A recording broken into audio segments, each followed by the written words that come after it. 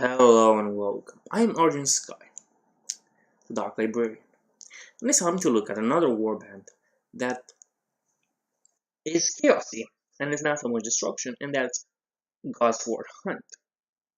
Now, this kind of warband they market as a chaos warband that has magic cloth akin to the eyes of the nine and can beat the numbers of characters' reavers, an offensive bite to make even Magor's fiends think twice. Which I'm not sure if this is supposed to make them to take the good parts from everything and just from each of the Chaos Warbands and just mix them together. But if you ask me, I really want a Nurgle Warband for this game. Let's see what we have. We have Tendra Skullskyre. The leader of the Godsworn Hunt is Tendra Skullskyre, a powerful wizard who's best kept at the back of the board, casting spells and making the occasional opportunity attacks.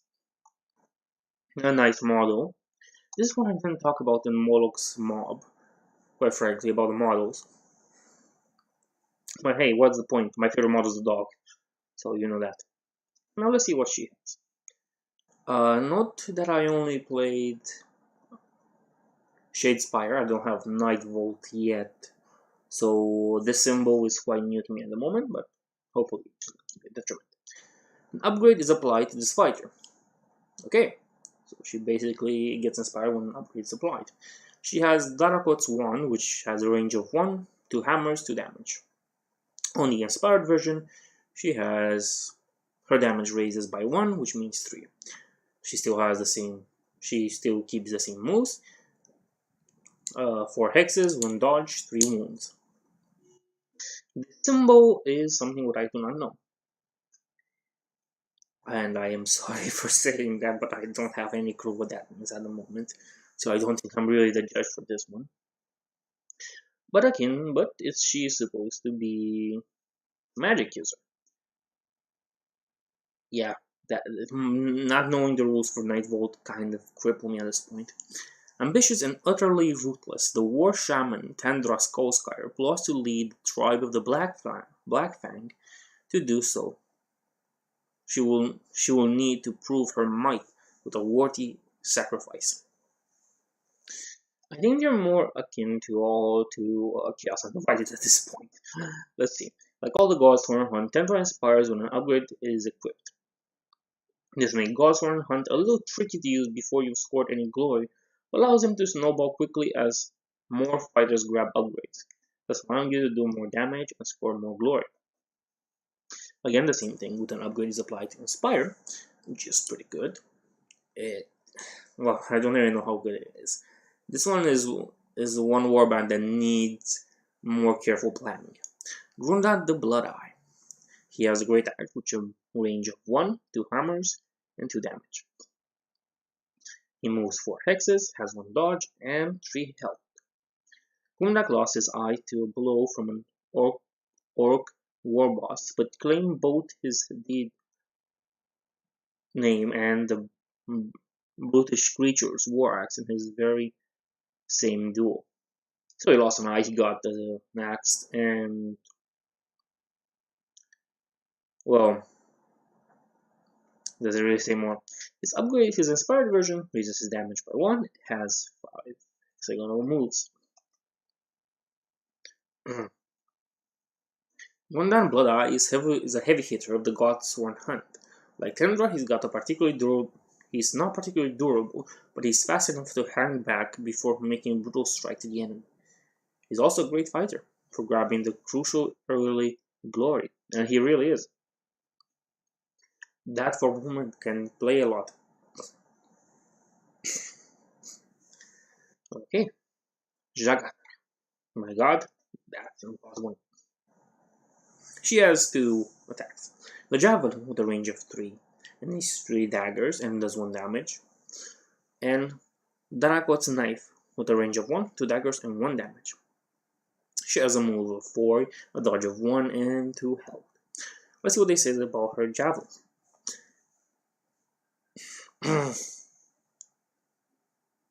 Excuse me for this, I'm not really in the best mood right now. But this fighter can only make this attack action once per game. It has +1 damage when made during this fighter's charge action. Again, when the upgrade is applied thingy. Jatra is a really interesting fighter that can make one nifty shot with her javelin, after which she must restore to melee combat.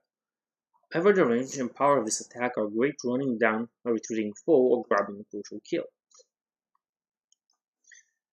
Now let's look at Shond Headclaimer. Now he has a grey blade with a range of 1, 2 daggers, and that makes 2 damage. And he has 4 movement, 1 dodge, and 3 health. His inspired version has basically the number of dice to hit he rolls are 3 now, and he has cleave. Shand is a mountain of a man, quick to laugh and quicker still to strike the heads from those who fest his patience. He lives for battle, blood mead, and glory. Shando is a brawler, like Gundam, and particularly useful when inspired thanks to gaining cleave, of course. As such, you'll want to hang back with Sean before upgrading, and thus inspiring him in the time for the second or third action phase. Let's look at Olo. I just like his name, Olo. He has a hunting bow with a range of 3, 2 daggers, and 1 damage. For movement, 1 dodge, and 2 wounds. If he gets inspired, he has 3 daggers. And, most importantly of all, he gets cleave. Now, Olo is the foremost beast trainer of the tribe of the Black Fang. His hunting hounds have run down monstrous beasts of every description, driving them into the path of his pinpoint arrows. Basically, a good hunter. I'm gonna recommend something. The miniature is painted black, but he doesn't really seem too black here. You know. Olo is a decent range fighter capable of damaging opponents at a distance. While his attacks might not be very powerful, he has a huge threat range, thanks to his high move characteristic, making him great for finishing off weakened enemies or capturing points. Now, let's look at my board. Draw. This picture looks like a hyena, not the Doberman, whatever that was. That dog is, I just like it. He has Savage Bite, which has a range of 1, 2 daggers, and 1 damage. He has 4 movement speed, 4 hexes, 1 dodge, and 2 health. This fighter cannot be given attack, action, upgrade, or hold objectives. An upgrade is applied to this fighter. Okay, the Savage Bite moves from 2 daggers to 3 daggers. His movement speed goes from 4 to 5, and his dodge from 1 to 2, with 2 health. The same thing the fighter can be given. Finally, we got Growl, the faithful companion / vicious hunting beast of the group, as well as being proved that the Chaos Gods like dogs as much as we do. Growl is a fast fighter who you'll largely use to block enemies or help out allies rather than attacking directly. Let's see what the new cards are. The Oath of Supremacy. All shall be claimed for our gods, said by Tendra. You may reveal this card at the start of your first activation in the action phase, then return it to your hand. Score this in an end phase if you hold 3 or more objectives. If you reveal this card, gain 1 additional glory point. Okay, so this thing can potentially give you 4 glory points. That's a good thing. Oath of Murder. We shall bathe in the blood of their champion. You may reveal this card at the start of your first activation in the action phase, then return it to your hand. Okay, sorry about that. Score this an end phase if your Warband took on a leader. Oath of Denial, they shall die when they stand. You may reveal this card at the start of your first activation in the action phase, then return it to your hand. Score this in the third phase if there are enemy fighters in your territory. If you reveal this card, gain 1 additional glory point. Well, I'm sorry to say, but this is all about now. Seize Trophy, it's a reaction, Brutal Savage. And Path to Glory, plus 1 wound, plus 1 dice to this fighter attacks action. You may only apply this upgrade to a fighter. Thanks for watching this, and I hope I'll see you next time.